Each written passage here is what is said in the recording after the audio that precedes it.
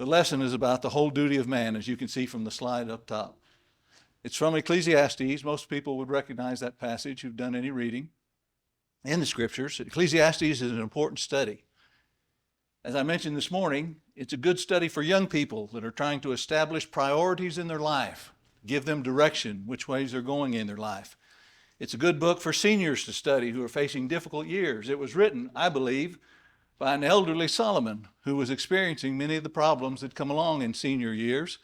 And it's a good book for seniors. It's also a good book for middle-aged folks to keep on track and not get distracted, to keep in their minds what's important and what direction they need to be going. So it's just a good book for everyone. It's amazing to me that to some, the book of Ecclesiastes appears negative. It is defeatist, it's unfair, it's the view of a tired old man that points out that one can accumulate much wealth and have no one to share it with, no one to leave it to, or in worse, might end up in the hands of a fool who didn't earn it and doesn't appreciate it. No matter what status of life one is at, only a hole in the ground waits. That's what some people think about Ecclesiastes. I want to suggest to you that the book of Ecclesiastes was inspired of God. Therefore, it is not a negative book. It was written by the wisest man who had ever lived up to that time, Solomon. He was given wisdom spiritually by God, not just about the spirit, but about the things of this earth. He didn't just lecture on how to serve God. He lectured on the zoology and botany and different types of earth arts. It's a book that is valuable to us, and I think the reason some people have trouble with it is through three main reasons. I'd like to suggest them for you tonight. The first one being from Ecclesiastes 1, verses 13 and 14. In the very beginning of the book, Solomon says, I applied my heart to seek and search out by wisdom all that is done under heaven. It is an unhappy business that God has given to the children of man to be busy with. I have seen everything that is done under the sun, and behold, all is vanity and a striving after wind. Some people don't think that Ecclesiastes is very valuable because it's not concerned with spiritual things. Solomon says, I'm writing about life under the sun. He's not writing about heaven. He's not writing about serving God. He's not writing about redemption. He's not writing about forgiveness. Jesus isn't mentioned in the book. It's not a book about spirituality. It is a book on how to live life and how to have the proper attitude in life, life under the sun, life here on the earth. He talks about all that is done under heaven, all that is done under the sun. And sometimes folks forget about that. There's much temporary pleasure in this life, and life can be negative if we look at it in the wrong way. We need to have a proper attitude towards it. In Ecclesiastes 12, verses 13 and 14, is the only mention that we find where God has become a part of this book and a lesson is being taught. And it's at the end of the book. It is to demonstrate that everything that has been said up to this time is vanity without this ending. The end of the matter, all has been heard, fear God and keep His commandments. For this is the whole duty of man. Some of your versions might read, this is the whole of man. This is everything there is to man. For God will bring every deed into judgment with every secret thing, whether good or evil. The close of the book convinces us that all the things of this life that we're so concerned about, whether it's riches, whether it's education, whether it's acquiring relationships, whether it's building, no matter what it is, all these things cannot be divorced from God. And that's where God enters the book at the last couple of verses. That a life that can truly be appreciated means living in a fear of God and keeping His commandments. The second mistake sometimes I believe people make is with this word vanity. Everything that's mentioned in the book almost is told to be vanity. When we look at the book, we think vanity means wasteful. It's no good. It's empty. It's useless. It's a waste of time. It's a waste of work. It's a waste of fruits. It's a waste of building legacies. It's just a waste. And Solomon says so. Everything's vanity. And I want to suggest to you that that's a problem in understanding Ecclesiastes. This word vanity does not always mean that something is a waste of time. The definition of it is that it can be good, but it's not long-lasting. It's temporary. It's passing. When we talk about things of this life like working and enjoying the fruit of our labor, that's not a waste of time. Solomon commends that. He said, what better life can a man have than to work for his living and enjoy the fruit of his labor and good sleep at night? Those are good things, but they're temporary things. They're vanity because they're going to pass away. They're not always going to be part of our spiritual condition. And so we need to look at vanity in that sense, as not being long-lasting, being temporary or passing. Fearing God and keeping His commandments is the whole of man. That's what we see here in the book. I want to suggest something else while we think about that. How many of you have on your walls at home a plaque or a memento, something to the effect that says, "As for me and my house, we will serve the Lord"?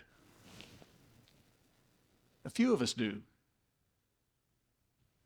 Is it Mary Kay that used to sell all the furnishings for the house?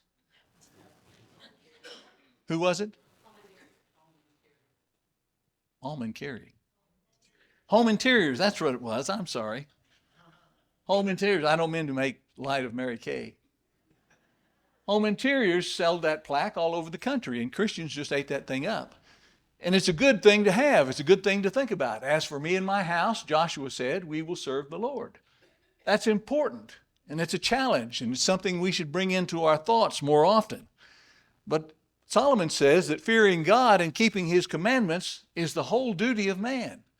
It's the whole of man. It's all there is to life, fearing God and keeping his commandments. I believe that if this is really so, why don't we pay more attention to it? How many of us have a plaque in our house that says, "Fear God and keep his commandments"? One? No. Almost one. Had to think about it twice. We don't want that on our walls. Fearing God and keeping his commandments sounds a little tough. It sounds a little challenging. We don't buy plaques and paintings and pictures with that. We don't hang that on our wall as a message. When I was in Russia on one occasion, I was visiting with a good friend of mine named Michael. This is Michael, who's an American, not Michael, who's Misha, but Michael, the American, was over there teaching English in their schools. And he was trying to learn Russian while he was teaching English. To go visit his apartment, I walked into his apartment, and he must have had hundreds of yellow sticky notes posted all over his apartment. They were posted all over his living room. They were all over his kitchen. They were on his refrigerator and on his cabinets. They were filling up the mirror in the bathroom. They were in the bedroom. Hundreds of sticky notes with Russian words on them and the meaning in English underneath.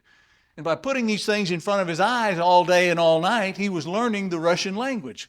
It was important to him to learn that so that he might use it in his teaching and so he might reach people with the gospel of Christ. He was making relationships and he wanted to communicate in a proper way. If something is the whole of man, if something is the whole duty of man, I would think that would deserve a sticky note. That should be on the refrigerator. A sticky note on the mirror in the bathroom. A sticky note in our bedrooms so we see it before we go to bed or when we get up first thing in the morning. The whole of life under the sun has to do with fearing God and keeping his commandments. And that brings me to the third point that I want to dwell on for the rest of my time. That is, fearing God is something we need to think about. The Hebrew word fear is pronounced yareh. It means respect. And very often we go to this term and we define it as being respectful. Fearing God means being respectful to God. And I want to suggest to you that although that's true, fearing God does mean to be respectful to God. Respect is not the top definition on this word. Sometimes you get a list of definitions and you get the most used definition and the next most used and then the least definition. And respect is about third or fourth down the line. We have to really dig to get respect in there. I want to suggest to you tonight, just for your thoughts, that fear means fear when it talks about fearing God in the Scripture. It means more than just reverence. It means more than just holding up in awe. It means more than respect. It means fear in the way we think of it as being fear. The Old Testament is replete with individuals who met the presence of God and an angel.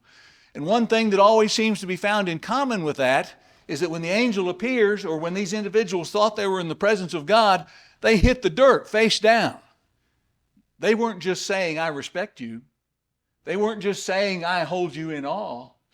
They were terrified of the position they were in and who they were talking to. They were afraid of what was going on. In Genesis 3 and verse 10, when God asked Adam, "What were you doing in the bushes?"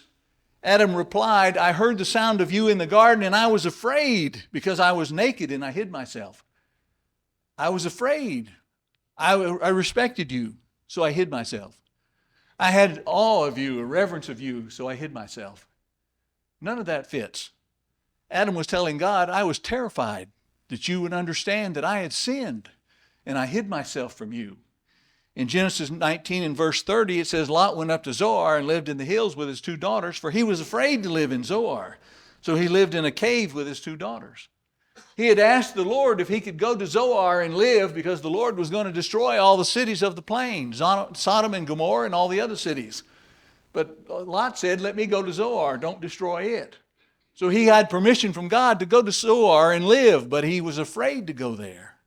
I suspect, I don't know, but I suspect that it might be because the people in Zoar would connect his escape from Sodom with the fact that maybe by witchcraft or some false god, he had caused all that terrifying damage and destruction across the plain. And so he couldn't go to Zoar. Those people would have not accepted him. So he would rather choose to go live up in the mountains in a cave with his 2 daughters than to live down in the city in civilization. He was terrified. He was afraid. He had fear going on. If you keep on reading in Genesis 28 and verse 17, Jacob is at Bethel. Jacob is afraid and says, how awesome is this place? This is none other than the house of God, and this is the gate of heaven. He just got done with a dream where he saw angels going up and down a ladder or a step to heaven. He saw groups of people that caused ordinary men to fall on their face in fear in his vision. He was not there in respect of God. He was there fearful of the place that he found himself in. How awesome is this place? I'm afraid to be here. In Genesis 32 and verse 7, Jacob was greatly afraid and distressed. He divided the people who were with him and the flocks and the herds and the camels into two camps. He was not reverencing Esau. He was not respecting Esau. He was afraid Esau was going to kill him because he stole the birthright. And so he was afraid of Esau and distressed when he came back from picking up his 2 wives and his household from living with Laban for that many years. He was afraid Esau was going to kill him. And so this meant fear, just like we understand fear to be. If we keep reading in Isaiah 51 and verse 12, Isaiah is told to fear not men or anything that men might do. In Ezekiel 2 and verse 6, he found there's no fear for any earthly thing, Ezekiel was told. This is something we need to be concerned about. Ezekiel says, you son of man, be not afraid of them, nor be afraid of their words. Don't be terrified by men and what they can do to you. Don't be scared of that. He's not saying don't reverence it, don't respect it. He's saying don't be afraid of it. Isaiah, he says, I'm he who comforts you. Who are you that you are afraid of man who dies, of the Son of Man who is made like grass? Jesus got close to saying the same thing when he said, don't fear men who are able to destroy the body. Fear God who's able to cast both body and soul into hell. Fear God there doesn't mean just think God is awesome. Don't just think he's respectful. But you better be terrified of a being who can cause you to be lost in hell, both soul and body. This is something we need to be concerned about. In 1 John 4 and verse 8, there's a little bit of a switch in our mindset as we go to John. John writes, anyone who does not love does not know God, because God is love. Far too often, I think, we go to this passage on love and the fact that God is love, and I don't want to take away anything from that fact, that the very definition of love is found in understanding who God is. But we take this definition and we apply it against the word fear. And we say, well, you can't have fear and love in the same situation. So you must have respect or you must have reverence, because God is a loving God. John is very clear about that. The apostle of love states that God is love. In the Greek, the word phobos is the word for fear. And by order of their definitions, it means fear. Fear is fear. It means dread. It means terror. It's from the word where we get the English word phobia that we all are so familiar with. Who doesn't know what arachnophobia is? It's a fear of spiders. It's a phobia. Aerophobia is a fear of air currents, breezes. Hydrophobia is another name for rabies, because one of the symptoms of rabies is a fear of water and staying away. And that's why rabies is often called hydrophobia. Numerophobia, I think I have that. It's a fear of numbers. And my math grades in high school would say that I had a sickness there. It wasn't my fault. Coasterophobia is a fear of roller coasters. Coloaphobia is a fear of clowns. Let me work on these two. Cyanoglobophophobia. It's a fear of cotton balls. Go ahead and laugh, but there are people who are afraid of those things. Omphallophobia is a fear of belly buttons. I don't know how you'd ever get over that. But we see these things, and sometimes they're amusing and sometimes they're serious, but they're all phobias.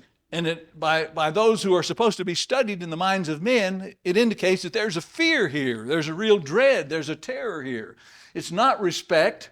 It's not reverence. It's not awe. It's fear. Fear means fear. And as we go into the scriptures, we see some examples of this, just like we did in the Old Testament.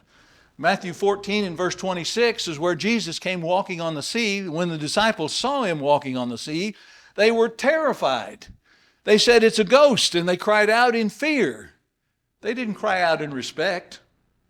They didn't cry out in reverence. The Bible says they were terrified. They were afraid. Here's somebody walking on the water in the middle of the night in a storm. It's got to be nothing else but a ghost. And they became frightened.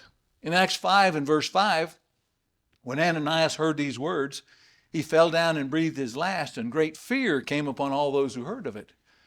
Of course, you remember the occasion in Acts 5 where Ananias lied to God, lied to the Holy Spirit when he lied to the church, and gave the impression that he gave more money into the contribution than he had. It's a very simple thing to do. He wanted men to appreciate him for something he wasn't willing to do. He didn't have to give that money. He didn't have to say that he'd given so much. But the contribution is more than a way to pay the bills. It's more than a way just to take care of the way of needy saints. The contribution is an act of worship. For many of us, the sacrifice of our wallet is the only sacrifice we're going to make in all our life. We don't have to sacrifice our herds. We don't have to sacrifice in any other way. But we can sacrifice from our wallet if we'll get off of it. And it is an act of worship to give back to God that which he has placed into our control and possession.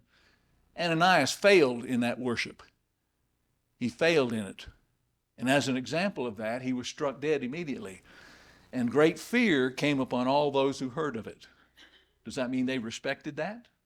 Does that mean they were reverencing that act? They were terrified. What if you heard that 3 or 4 people at the Anderson Church of Christ had dropped over dead when the contribution plate went past them? And it was found out that they'd lied about their contribution. Would our attendance numbers go down the next Sunday? Would that terrify us? That can be the result of a misaligned worship before God? Fear means fear. In Philippians 2 and verse 12, Paul talks about working out our salvation with fear and trembling. He says, "My beloved, as you have always obeyed, so now not only as in my presence, but much more in my absence, work out your own salvation with fear and trembling." Work it out with respect? Work it out with awe? Or work it out with terrifying dread over making the mistake that's important as our eternal soul going into eternity? It's important for us to be serious about what we're doing. One of the problems that we're having in the church and out of the church is people aren't serious about the God of heaven and earth. A God that can hold the universe in his hand. You go out at night, go to a place where there's not any city lights, no headlights, look at the stars and just try and count them. Probably about half this crowd has done that at one time or another in their life. How far do you get in your count? We can't even count the stars. Yet the book of Psalms says God calls them out by name. He not only has counted them, he knows them all personally. How do you take a God like that and play around with how to get close to him? I don't want to take a thing away from God's grace. I don't want to take a thing away from his mercy. Because without that mercy and without that grace, we do not have a chance to come close to a God like that. But what's going to cause us to meet him as far as we can meet him in grace and mercy is having a serious attitude of terror. Lost the word. Right in the middle of a roll.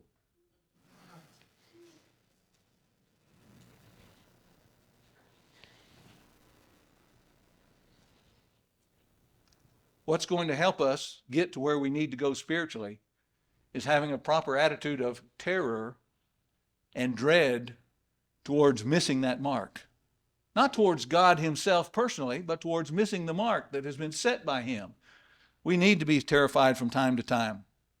Paul said, even when we came into Macedonia, he's writing to the Corinthians, our bodies had no rest. You remember when he came into Macedonia, when he went into Philippi, he was beaten and thrown in jail. He was run out of town when he got to Thessalonica and he got to Berea. He had to leave town and go down to Corinth, go down to Athens. Even when we came into Macedonia, our bodies had no rest, but we were afflicted at every turn. Mobs were running him out of every town in Macedonia, fighting without and fear within. Paul saying, I respected these people. I had reverence for what they were doing. Paul, you remember, is the one who had been stoned and left for dead. He's the one who had already endured beatings. He had already been mobbed. He'd already been surrounded by crowds of people cursing his name and running him out of town. He'd already been contradicted publicly and possibly embarrassed publicly in the synagogues by those Jews and their traditions. He knew what it was like to be persecuted, and the idea of going to Corinth was one that obviously frightened him. He says, fighting without and fear within. Jesus came to him in a vision and said, do not fear. No one in that town will set upon you to harm you, for I have many people in this city. Jesus had to reassure Paul it was going to be all right because he was terrified to go into Corinth. He'd been through all of Macedonia and he was terrified to go beyond that. Again, in 2 Corinthians 7 in verse 1, he talks about our salvation. Since we have these promises, beloved, let us cleanse ourselves from every defilement of body and spirit, bringing holiness to completion in the fear of God. He intends for us to be serious, to have a dread of missing out on what God has offered. In 1 Peter 1 verse 17, if you call on him as Father who judges impartially according to each one's deeds, conduct yourself with fear throughout the time of your exile. With respect, surely. With reverence, no doubt. But if you want to call on him as Father, one who's going to judge impartially, and I don't know about you, but that frightens me half to death. God is going to judge us impartially. He's going to mete out justice. I don't know about you, but I don't pray for justice. I don't ask for justice. I commend and praise my God for being a just God, but don't give me justice because justice is what we deserve. I want mercy. I want him to pull back from what I deserve. That's what mercy is. And I want grace. I want him to give what I don't deserve. But I need to understand that if I call on him as Father, and I understand he's going to be my judge impartially, I am terrified to do what's right and to obey him with all my heart. One more passage that we need to go to is Romans 13 and verse 3, because we need to understand that fear leads us to proper reverence and obedience. It removes distractions and discerns priorities, and it brings us to peace. Romans 13:3 is an example of this, where Paul tells them, rulers are not a terror to good conduct, but to bad. Now take this passage. If you watch Fox News, or if you keep up with what's going on in the country, this passage, you're going to laugh at it and think Paul didn't know what he's talking about. Paul wrote by inspiration, and he knows what he's talking about. And what God is talking about is not an evil government that takes advantage of his people. He's talking about the ideal situation. The ideal situation we ought to be praying for when we do what Paul says, and we pray for kings and those who are in authority so that we might have peace, that the gospel might be spread. Rulers are not a terror to good conduct when you have the right rulers and the right government. They are a terror to those that are bad. Would you have no fear of the one who is in authority? Then do what is good and you will receive his approval. Will you have no fear, no terror, no dread of government? Then do what's right. Don't break the law. When you're driving down the road and you suddenly see a red flashing light in your mirror, what's the first thing you do? Get off the gas. Check how fast you're going. Why? Because you're terrified. It might be a little bit of terror, but it's enough to set the kids in the back seat laughing and howling. It's a terror. It's a dread. That's what keeps us below the speed limit. Some of us, I dare say, if there were no speed limits, would be running around town at 90 miles an hour, being a terror to everyone else. If you don't want to be afraid of the government, then follow the government's instructions. Now that's understanding. Someone says, well, we must obey God rather than man. That's true. And when the government says one thing and God says another, then get over here and stand with God and take what's coming to you, because it's going to be good in the end. But if that's not the situation, and if it's just a matter of rebellion, we need to obey what the government says to do, and that way we'll have no trouble with the government. Proverbs 3, verses 7 and 8 says, be not wise in your own eyes. Fear the Lord and turn away from evil. It will be healing to your flesh and refreshment to your bones. The opposite of healing to your flesh and refreshment to your bones is dread and terror and fear. Fear God is what he's talking about. A proper fear leads us to do what is right. Wisdom literature on corporal punishment is about fear. I understand our culture, we talked about culture this morning, and our culture has stepped away from corporal punishment for children. We want to give our children a timeout. I wish my daddy would have given me a timeout. When I did wrong, I'd like nothing more than to have a timeout. Send me to my room. That'll be my timeout. That'll be much better than that narrow black strip of leather that he had in his closet that I knew was coming because my daddy was the judge in the house. But we need to understand that the Bible talks about the discipline of children in a corporal fashion. In Proverbs chapter 13 and verse 24, he talks about the rod and how the rod shows love. Whoever spares the rod hates his son. The rod here is a symbol. It was probably something more like a switch, but it's a symbol of discipline. And it's a symbol of corporal punishment. It's a symbol of discipline that hurts. If you don't hurt your child when you switch them, and you don't hurt your child when you spank them, then it's not much discipline. I don't want to insult every mother who thinks their darling just can't take that kind of thing. Because Proverbs 22 says folly is bound up in the heart of a child, but the rod of discipline drives it far from him. Discipline terrifies a child. I've got a son that's over 6 feet tall. He's running about 240 pounds. He can use 100-pound dumbbells flat on his back. I've seen him do it. He is strong. He's huge. But I remember a time when all I had to say to him was, do I need to get the switch? And he'd start doing the dance. Don't get the switch, Dad. Don't get the switch. I'll get it done.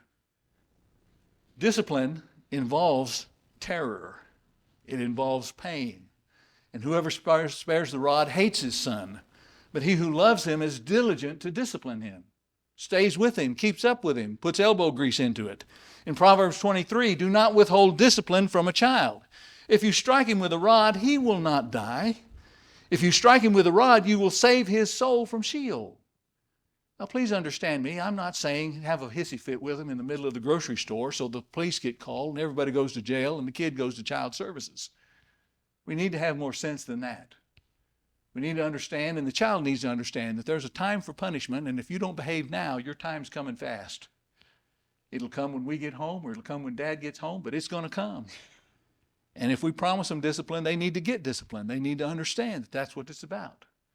A promise of long standing. That has to do with fear. Discipline is about fear. It's about understanding that it's good for us. In Deuteronomy, which is an interesting book, Deuteronomy is a fascinating preacher's sermon. It's a sermon by Moses. You can see him up on the mountain almost, preaching to Israel before he goes back to where he's going to die, and Israel goes on across the Jordan. This is their separation. The book of Deuteronomy is Moses' last sermon. 15 times in Deuteronomy, Moses tells Israel to fear the Lord. He tells them that the Lord is putting before them blessing and life and cursing and death. Fear God and keep his commandments. He's serious about it. We can't instill fear and love. Do we really believe that? Do we study our Bibles and we can't put fear and love together? Hebrews 12, verses 6 through 11 indicates that that's exactly what God does. In Hebrews 12, 6 through 11, the writer of Hebrews says, the Lord disciplines the one whom he loves and chastises every son whom he receives. It is for discipline that you have to endure. God is treating you as sons. For what son is there whom his father does not discipline? And we pause right there to say there's a lot of sons whose fathers do not discipline them in this country. And that's one reason we have so many problems. There are not fathers in the homes. There are not men in the homes to lead and give direction and to discipline those children. There's a lot of mothers doing the best they can as single mothers to discipline their children. It's not the wife's job. It's not the mother's job.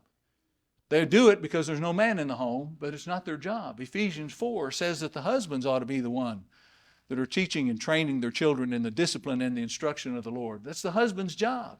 There are too many husbands that are sitting back and watching mothers struggle with the kids. We need to understand what son is there whom his father does not discipline. It's a good thing for fathers to discipline their children. If you are left without discipline in which all have participated, then you are illegitimate children and not sons. Besides this, we have had earthly fathers who disciplined us, and we respected them. Shall we not much rather more be subject to the Father of spirits and live? For they disciplined us for a short time as it seemed best to them, but he disciplines us for our good, that we may share his holiness. For the moment, all discipline seemed to be painful rather than pleasant, but later it yields the peaceful fruit of righteousness to those who have been trained by it. Look through that passage again. The Lord loves the one whom he disciplines the one whom he loves, and he chastises every son whom he receives. God is treating us like sons when he disciplines us. He says, if you are left without discipline in which all have participated, then you're illegitimate children and not sons. And I'm reading this and I'm thinking, God, give me discipline.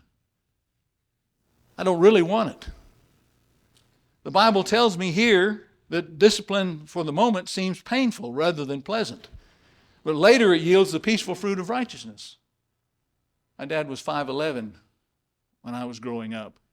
When I was in high school, I could look down on the top of his head. He was 5'10" later on in his life. Later on in his life, his 5 grown children and their spouses would gather around the house, holidays. We'd have fun. We'd enjoy one another's company.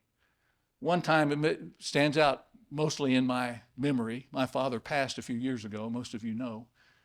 But one Christmas, for some reason, somehow, one of us got to calling Dad Paco. And it cracked us all up. And for that weekend, all the time we were together, he was Paco.